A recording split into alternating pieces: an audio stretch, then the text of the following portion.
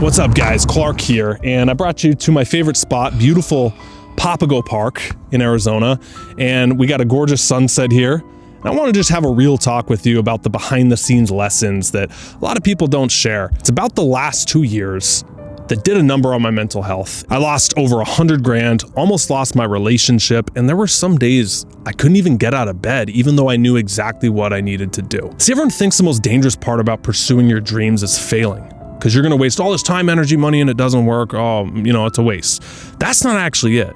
The most dangerous part is succeeding without knowing what comes next. And if you don't know the lesson I'll share with you in this video, which is so obvious, yet 90% of people miss it, it can wreck your life. All right, so we gotta rewind to the worst month of my life. This was over 10 years ago.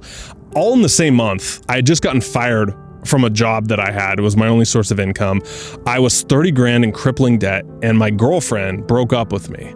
I had to suck up my pride and move back into my mom's basement. I set the goal, what if I got 1 million subscribers on YouTube? Like, that's the craziest goal my 20-something young self could think of. I became a one-man show. I was editing every video, filming, writing, producing. Didn't matter what day it was. I mean, if it was Christmas morning, my family was upstairs, I was down there making my vision happen. My friends stopped inviting me places because I'm always saying, nope, I'm working. Even though the videos were getting 300 views, I started getting comments on them that they were useful, and it felt like I was building something that really mattered. Flash forward all the grinding and hustling, 7 years later, June 13th, 2022, I am watching my YouTube studio like a hawk, locked in. And I remember that date because I have 900,998. Then it goes to 99, I refresh, it hits 1 million subscribers. And it was euphoric. I mean, my fiance starts screaming in the other room, congrats, we did it. My phone's blown up with congratulation texts. My whole family FaceTimes me and, throws a little virtual party. And 1 month later, I get a package in the mail that has some weight to it, and I know exactly what it is. It's the gold play button YouTube sends you when you hit 1 million subscribers. I remember opening it up and holding that plaque and thinking it was everything I had wanted in the basement. Here it is. So the next morning, after, celebrating wears off, I go into my office. It's like 5 a.m. I'm looking at my to-do list. Check. And I remember just thinking, okay, now what? Like, there were no angels singing. There was no voice that came out of the heavens and said, okay, you're done now, you can rest, good job. It was like you climb a mountain for 7 years, and then there's just more mountain. People kept commenting, oh, this is changing my life. Thank you so much. I love this. And for the first time, I couldn't connect to it. It felt like all this new pressure had come over me where I was performing for 1 million people, like that number in my head. It sort of backfired in a way. It was like, oh, 1 million people, don't fuck it up. I found myself worked into 3 full-time jobs, creating content, coaching, and coaching a team. I entered a huge cycle of burnout, started numbing out a lot, vegging out on the couch, playing Fortnite, telling myself, oh, I'm recharging. I almost lost my relationship in the process because I wasn't fun to be around when I don't have a purpose or a goal. I didn't recognize the person I saw in the mirror. I mean, we're on vacation at this nice spot, and I remember sitting by the pool in this loop of like refreshing emails and like in panic mode, like, okay, what problem is gonna come up? And then I would go to the YouTube dashboard and be like, okay, what are comments saying, or analytics, or are we declining or increasing? And Danny just wanted to spend time together. And one night she looked at me, she wasn't angry, she was just sad. And she told me, I miss the version of you that was excited. And then she asked me something that gutted me.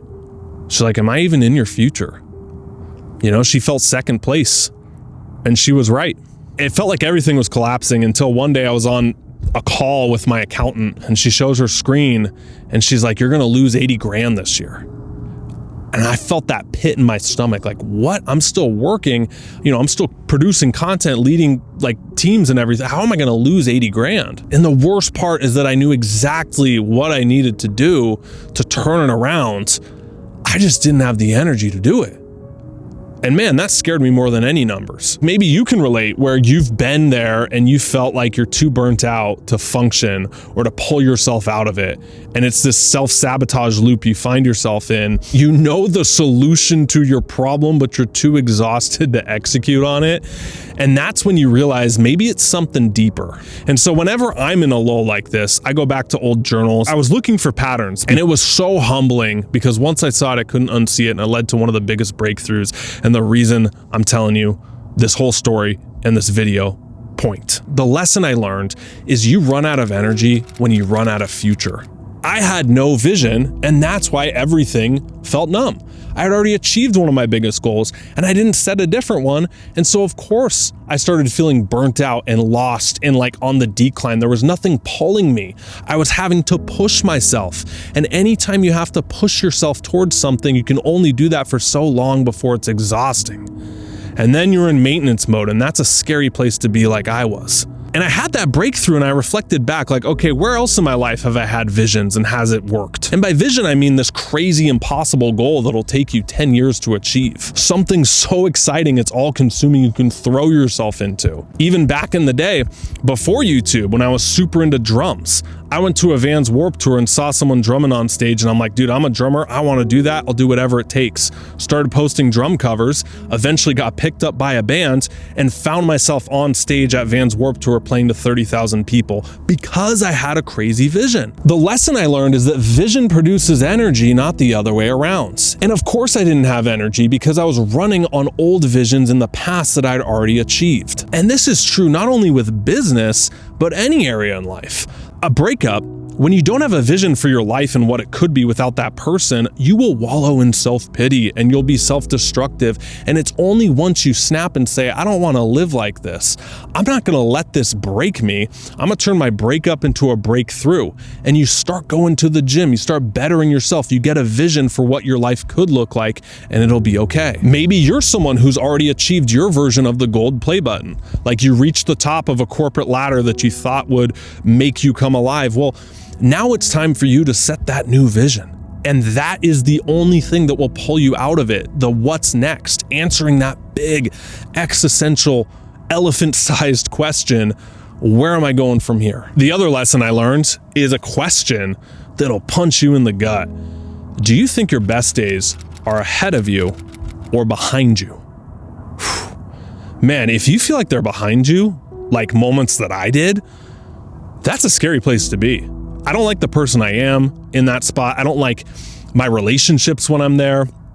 But everything gets better when you have this vision for yourself. I call this the 2.0 version of you, this identity shift that you go through of what is possible, what's ahead of you. I mean, your relationships improve because you're more fun to be around. Life feels lighter and has more playfulness because you're excited about something.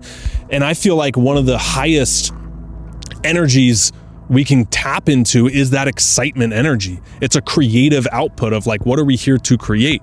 You know, my spiritual belief is that this whole thing is created by someone, and we have a little spark within us, and we're made in the image to create something ourselves. Everything we do is an art form and a reflection of that. And when you're tapped into the creative, that's what you're tapping into right there, and it feels amazing. You're gonna feel apathetic and lost if you don't have flow states in your life.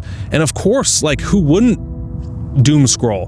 Who wouldn't go to pornography? Who wouldn't drink? Who wouldn't smoke when you don't have these flow states? Life loses its meaning. And if every day you're just getting up and working a 9 to 5, and then you go home and it's just this monotonous routine that you're not building anything towards, you don't have any flow states, that's where you feel like your best days are behind you. And people start looking back into their college days and they're like, they get this nostalgic feeling for it, this like sense of grief that's gone. You run out of energy when you run out of future. Knowing that the process is the reward at the same time.